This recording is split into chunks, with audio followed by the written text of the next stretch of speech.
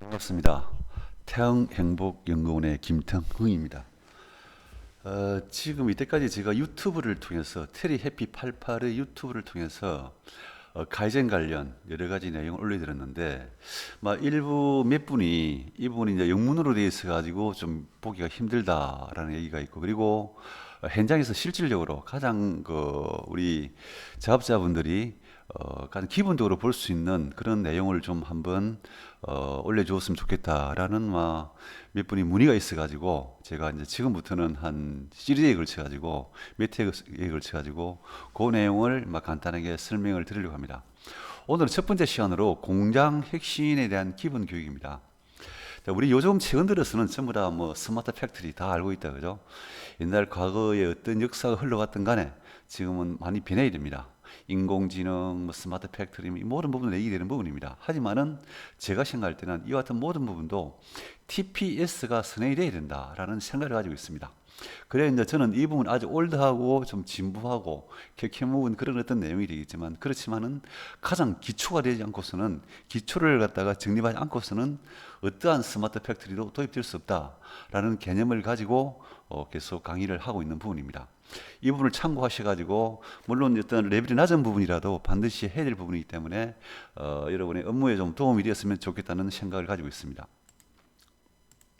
순서는 대량 시스템의 진화에서부터 개선의 기본 정신으로 설명을 드리는 시간을 가지도록 하겠습니다. 자, 우리가 대량 시스템이 어떻게 진화되어 왔느냐?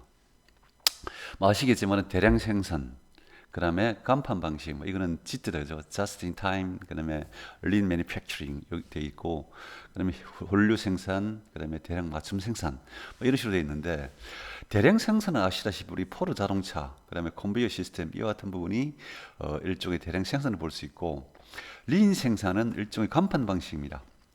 물론 지트도 포함되지만은 생산 다음 단계에서 부품을 필요할 경우에만 앞 단계에서 필요한 수량만 생산한다. 그래 지트다 그죠?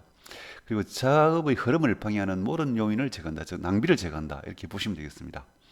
그리고 just in time 지트 시스템을 확립하여 불급한 재고를 감축시킨다라는 게 린 생산이다 보시면 되겠고, 홀류 생산은 동일 라인에서 다양한 제품을 생산하는 방식입니다. 자동차 조립이 한 예가 되어 있다 그죠? 동일 제품에서 다양한 제품을 생산함에 의한 투자 효과가 향상이 되고, 수요에 대응한 다품종 소량 생산과 작업 시간, 재고 최소화를 실현하게 될 것이며, 이것은 제품을 다양하게 할 수 있고 재고 및 작업 시간을 감소하고 품질 중시를 결합하여 대량 맞춤 생산 기술의 기초를 마련할 수 있다라고 보시면 되겠습니다. 그 다음은 이제 플렉스블한 유연 생산은, 이 부분은 저비용, 다양성, 신속성을 동시에 달성하는 부분입니다.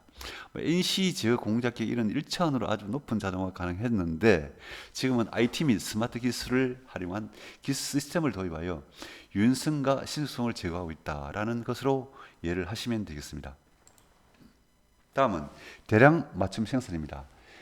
매스 커스터마이제이션을 해가지고 대량 생산과 맞춤화를 서로 복합시킨 용어로 보시면 되겠습니다. 고객 주권과 디지털 시대에 있어서 기업이 제공하는 다양한 제품 중에서 선택하기보다는 자신의 니즈, 기호에 맞는 제품을 요구하고 있고, 그리고 다양한 요구에 대응을 해야 되며, 그리고 주문 생산 방식이 필요하다는 부분입니다. 결국 이 부분은 제품 개발 단계에서부터 표준화, 공용화, 모듈화를 획기적으로 제고할 필요가 있다라고 보시면 되겠습니다. 그리하여 협력업체의 부품 생산, 제품 개발, 생산, 판매를 유기적으로 연결하는 정보 시스템 구축이 필수적이다 보시면 되겠습니다. 대량 맞춤 시대의 도래는 1인 다색, 소비자 고객을 타깃으로 한 굉장히 본격화 시점이 되었습니다. 기업들은 제품 다양화와 생산 비용 증가 억제를 동시에 모색하고 있고, 그리고 생산의 디지털화와 인터넷이 확산되어서 대량 맞춤의 실용화는 가능하다라고 보시면 되겠습니다. 앞으로 어떻게 될 것이냐 하는 부분이 있어가지고는, 지금 세계는 하루하루 다르게 바뀌고 있습니다. 생산업체는 마찬가지죠. 제조업체는 마찬가지고, 진보와 발전을 계속 거듭할 것으로 빠른 시간 내에 아주 빠른 속도로 아마 변화가 이어질 것으로 생각하고 있습니다. 그래서 이 부분은 기업들이 반드시 이해를 하고 그걸 어떻게 적응할 것인가 노력이 필요하다는 것입니다. 그리고 사업 능력과 규모에 상관없이 모든 기업이 활용해야만 하는 새로운 비즈니스 패러다임을 가져야 되겠다 하는 부분이고, 그리고 유연성과 바른 대응력의 요구, 즉 소비자 변화를 앞서가는 기업만 생존할 수 있다라는 부분이 되겠습니다. 우리가 이제 90년대부터 일본 경제와 기업은 성장률 하락실 지속해 왔으나 TPS를 도입한 업체는 최고 이익을 계속 갱신했고 낭비 제거와 개선을 골자로 하는 생산 시스템에서 강점을 보유하고 있었습니다. 2010년대부터는 스마트 팩토리 등을 추구해 나가고 있으나 TPS 없이는 스마트라는 용어도 뭐 의미가 없는 것이 아니냐 하는 생각이 듭니다. 결국은 철저한 낭비 제거, 지트 생산, 그 다음에 자동화 부분을 얘기되어 있고 이런 부분은 결국은 환경 기술의 개발과 브랜드의 고도화를 달성하기 위해서 하나하나 이런 부분을 제거해나가야 되겠다라고 보시면 되겠습니다. 결국 TPS가 필요하다라는 내용을 언급을 해드리고 있습니다. 그리고 이 가장 기본은 뭐냐면 TPS 생산 방식 기본은 just in time 자동화가 되겠습니다. 결국은 just in time은 만드는 타이밍을 맞추는 것이며 자동화는 개선 니즈를 창출한다 보시면 되겠습니다.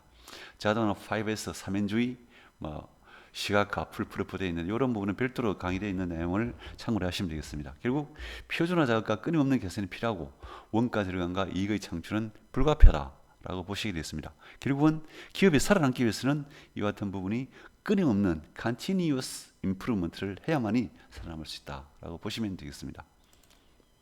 자, 생산성 향상과 재고 절감에 있어서 우리는 결국은 눈으로 보는 관리에서부터 시작하여 재고 절감은 판매와 생산의 연동에 의한 재고 감축이 필요한 부분입니다. 이거는 어떤 시스템이기 때문에 결국은 표준율을 정비하고 다기능공화를 하고 다공정을 소유해서 이 부분이 결국은 기본적으로 각 작업자나 탑도 마찬가지입니다. 기본적인 의식 계획이 있어야 되고 결국 사이클 타임을 전체적으로 다 볼 수 있는 그런 마음이 필요하다라는 라고 보시면 되겠습니다. 그리고 이제 지금 제조업의 공동화 현상이 발생하고 있습니다. 이건 이미 과거부터 익히 얘기된 부분인데 노동 생산성이 임금 상승률을 따라하지 못하고 있고 제조업의 해외 생산이 늘어가면서 공동화 우리가 현실화되고 있습니다. 비용 절감, 노동력 확보가 필수적이다, 그죠? 주요 제품의 해외 생산 비중이 급격히 상승하여 많은 업체가 이미 중국으로 갔다가 지금은 베트남 그리고 베트남에서 다시 다른 나라로 이렇게 많이 이전을 하려고 하고 있습니다. 결국은 그 부분은 비용 절감과 노동력 확보를 하기 위한 부분으로 보시면 되겠습니다. 그리고 지금은 제조업의 창업이 부진하고 제조업 근무를 기피하는 현상이 두드러집니다. 지금은 물론 시대가 많이 바뀌어서 젊은 사람들은 저희들도 마찬가지였지만은 이 어려운 그런 부분은 하려고 하지 않고 있습니다. 그래서 이 부분 앞으로 제조업이 어떻게 돼야 되느냐 하는 부분은 정부 차원에서도 많이 이렇게 좀 지원이 뒤따라야 되겠고 그리고 우리 어떤 각 개인 제조업을 하시는 분들도 사명감을 가지고 해야만이 우리나라가 살아나갈 수 있다라고 볼 수 있겠습니다. 그리고 지금은 어쨌든 간에 외국인의 제조업 투자가 많이 급감되고 있다, 그죠? 결국 국내 제조업 여건의 메리트가 상실되어 있다 보시면 되겠습니다. 이걸 다시 요약해 드리면은 제조 공동화는 고용 감소, 그 다음에 이공계를 기피하게 되고 그리고 신산업 기술의 창출이 미흡하게 되면 핵심 능력이 부족하고 결국 성장 잠재력이 약화되게 될 것입니다. 이건 국가적 산업 경제 위치로 이어서 결국은 경제가 살아날 수 없는 부분이 될 것으로 보여집니다. 그래서 이와 같은 부분을 해결하기 위해서는 어떻게 해야 되느냐? 신속한 기술 전환 및 고부가가치 제품이 빨리 개발되고 해야 되겠습니다. 그리고 생산성 향상, 원가 절감, 그리고 고위기술의 확보 및 특허 유지.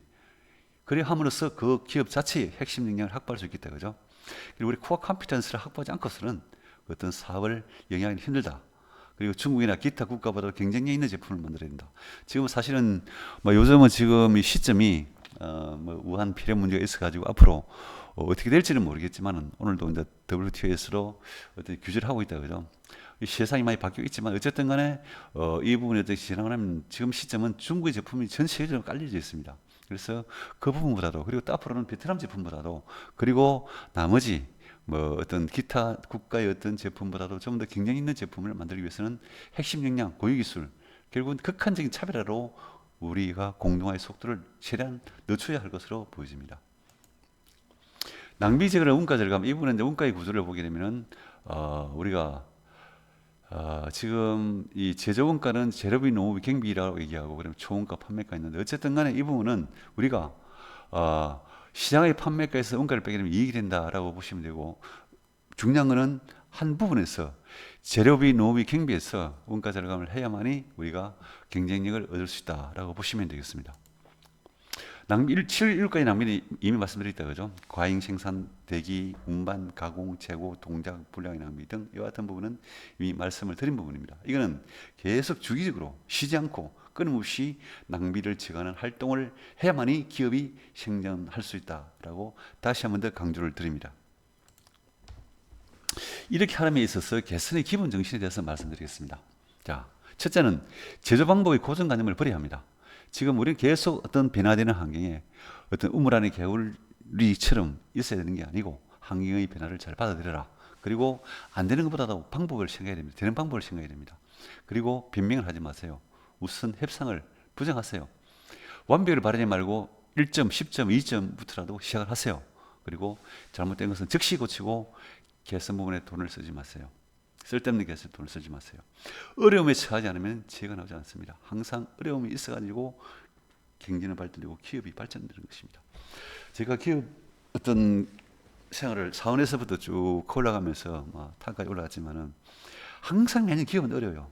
항상 그렇습니다. 환경은 변화되고 하기 때문에 그 부분에서 어떻게 살아남을 것이냐 하는 부분에서 우리는 어려움이 있어야만이 반드시 지혜가 나온다라고 보시면 되겠고, 그리고 항상 why 근본 논의를 추구해야 됩니다.